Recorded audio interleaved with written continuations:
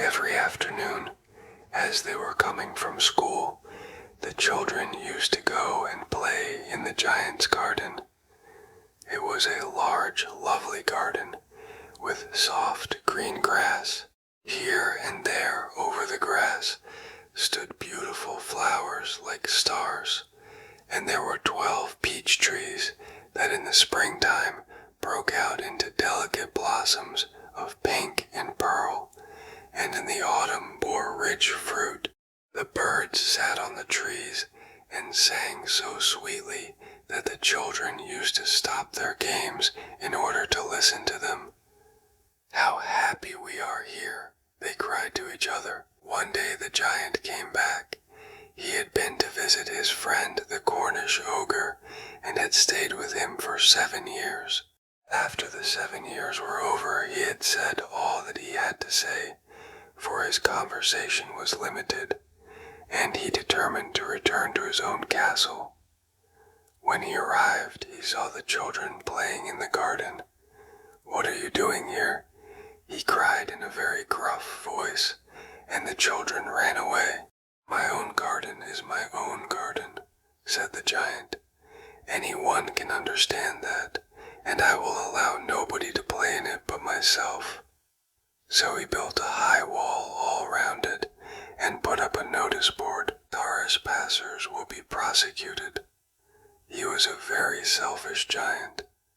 The poor children had now nowhere to play. They tried to play on the road, but the road was very dusty and full of hard stones, and they did not like it. They used to wander round the high wall when their lessons were over and talk about the beautiful garden inside. "How happy we were there," they said to each other. Then the spring came, and all over the country there were little blossoms and little birds. Only in the garden of the selfish giant it was still winter. The birds did not care to sing in it as there were no children, and the trees forgot to blossom. Once a beautiful flower put its head out from the grass, but when it saw the notice board, it was so sorry for the children that it slipped back into the ground again and went off to sleep. The only people who were pleased were the snow and the frost. "Spring has forgotten this garden," they cried, "so we will live here all the year round." The snow covered up the grass with her great white cloak, and the frost painted all the trees silver. Then they invited the north wind to stay with them, and he came. He was wrapped in furs, and he roared all day about the garden and blew the chimney pots down. "This is a delightful spot," he said. "We must ask the hail on a visit." So the hail came. Every day for 3 hours he rattled on the roof of the castle till he broke most of the slates, and then he ran round and round the garden as fast as he could go. He was dressed in gray, and his breath was like ice. "I cannot understand why the spring is so late in coming," said the selfish giant as he sat at the window and looked out at his cold white garden. "I hope there will be a change in the weather." But the spring never came, nor the summer.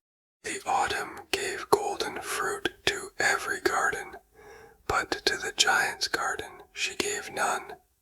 "He is too selfish," she said, so it was always winter there, and the north wind, and the hail, and the frost, and the snow danced about through the trees. One morning the giant was lying awake in bed when he heard some lovely music. It sounded so sweet to his ears that he thought it must be the king's musicians passing by. It was really only a little linnet singing outside his window, but it was so long since he had heard a bird sing in his garden that it seemed to him to be the most beautiful music in the world.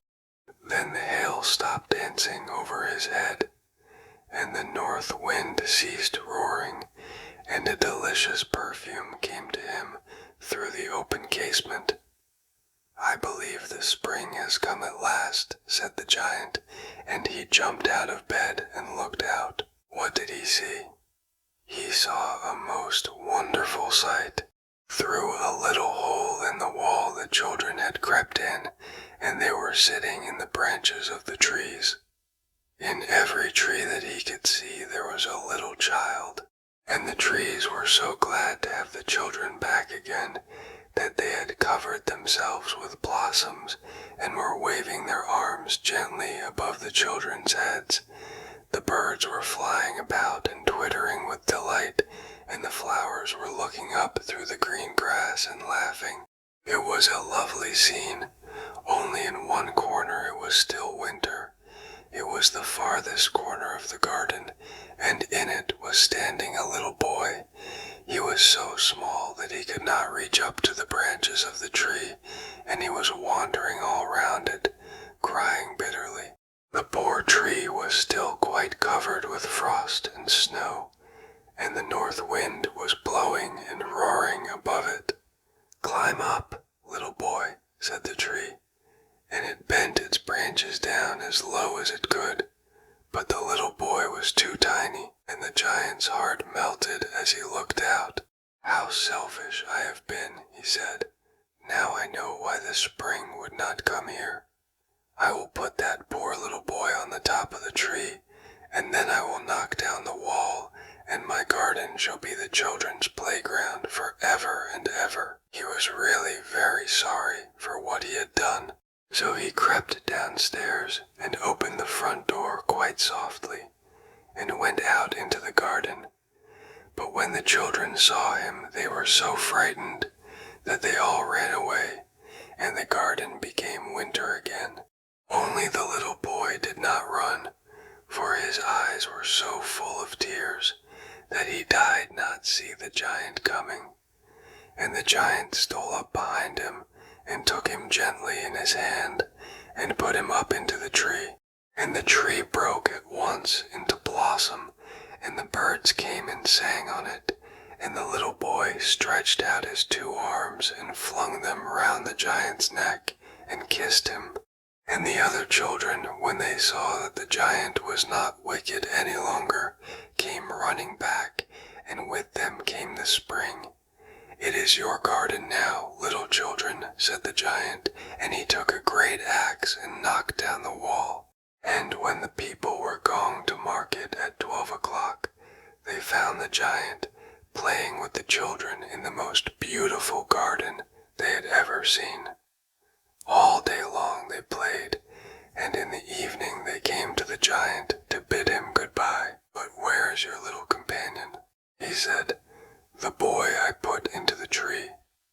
The giant loved him the best, because he had kissed him. "We don't know," answered the children. "He has gone away. You must tell him to be sure, and come here tomorrow," said the giant. But the children said that they did not know where he lived, and had never seen him before, and the giant felt very sad. Every afternoon, when school was over, the children came and played with the giant, but the little boy whom the giant loved was never seen again. The giant was very kind to all the children, yet he longed for his first little friend, and often spoke of him. "How I would like to see him," he used to say. Years went over, and the giant grew very old and feeble. He could not play about any more, so he sat in a huge armchair and watched the children at their games, and admired his garden. "I have many beautiful flowers," he said, "but the children are the most beautiful flowers of all." One winter morning he looked out of his window as he was dressing. He did not hate the winter now, for he knew that it was merely the spring asleep, and that the flowers were resting. Suddenly he rubbed his eyes in wonder, and looked and looked. It certainly was a marvelous sight. In the farthest corner of the garden was a tree quite covered with lovely white blossoms, Its branches were all golden, and silver fruit hung down from them, and underneath it stood the little boy he had loved. Downstairs ran the giant in great joy, and out into the garden. He hastened across the grass, and came near to the child. And when he came quite close, his face grew red with anger, and he said, "Who hath dared to wound thee?" For on the palms of the child's hands were the prints of 2 nails, and the prints of 2 nails were on the little feet. "Who hath dared to wound thee?" cried the giant. "Tell me, that I may take my big sword and slay him." "Nay," answered the child, "but these are the wounds of love." "Who art thou?" said the giant, and a strange awe fell on him, and he knelt before the little child. And the child smiled on the giant, and said to him, "You let me play once in your garden. Today you shall come with me to my garden, which is paradise." And when the children ran in that afternoon, they found the giant lying dead under the tree.